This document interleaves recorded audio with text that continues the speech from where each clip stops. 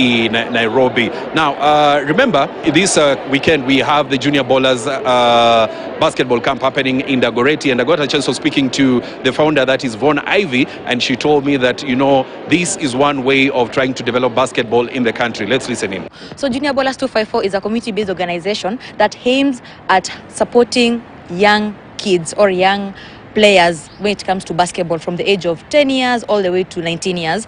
And we usually have these tournaments every holiday. In a year, like we have 3 quarters, so we have it quarterly. Yes. Yes, so where did the concept of having these junior bowlers come from? So I've been a coach for the past 7 years, and then I could find I didn't have a place where I could take my kids, like my players, to participate or showcase their talents. And then you find like in Kenya we tend to we focus more on the adults, we've forgotten the kids. So I thought, like, why can't we not start something that will inspire the kids? And these are the next generation. This is the future of basketball. Yes. Future of basketball. This year, in a few days' time, you'll be having the 5th edition. I mean, how has the growth been now that you're in your 5th edition? It has really been amazing, and it has really shown us that there was a notch, or there was a gap when it comes to basketball for kids, because you find like we started off with 36 kids, 5 teams. The first edition. In the second edition, we had 144 kids, 17 teams. The third edition, we had 402 players. In the fourth edition, we had 500 players, and now we are having around 27 teams. Estimated 400 to 500 players. Yes, the growth has been really big, huge. Coaches are really willing to bring their kids as far from, actually this time we're going to have kids from even Rift Valley, from outside Nairobi. Yeah. Yes, and so far, what can you say about the impact of junior bowlers, the impact that it's having in the game that we have in the country, basketball? So I can say Junior Bowlers is really impactful as of now. So far, I can say that we've taken around 5 kids for academic scholarship in high school, full scholarship.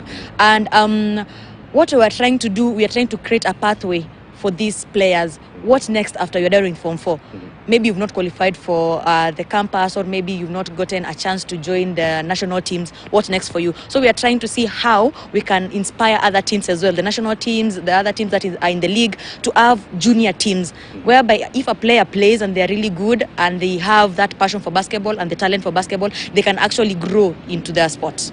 Yes. Yeah, the theme for the 5th edition is, using data to better yourself, and, getting the 10,000 hour mark. What is this all about? So Junior Bowlers is not just a tournament. It's more like a movement for these kids, and it's more like we also try to teach life skills. So every year, every edition, we have a theme.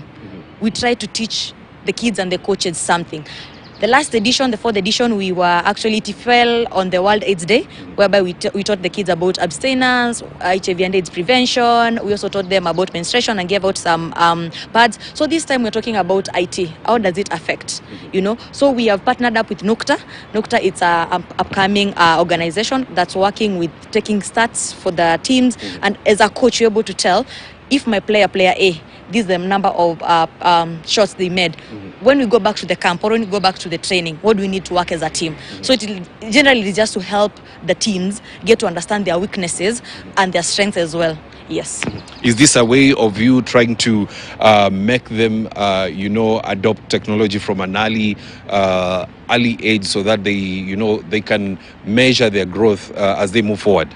Yes, I would say that, because you see, like, take example in Canada, they have their own curriculum called long-term athlete development. How will you be able to tell that your player has grown without the data? You need that data.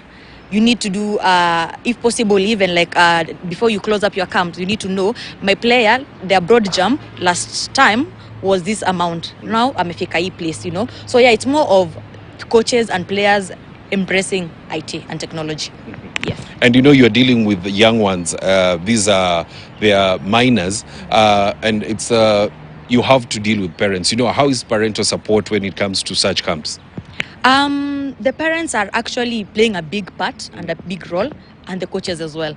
The support has been great. Whenever you tell the coaches, before we do any tournament, we usually have consent forms, media consent forms, because you see we take some photos, we have their names, their birth certificates. We also, we are trying to breach we're trying to fight or to curb the age cheating aspect. So we try to ask the parents to support us, and they are really supportive, and they are really supporting us. Even like most of them, they usually come and spectate during the tournaments.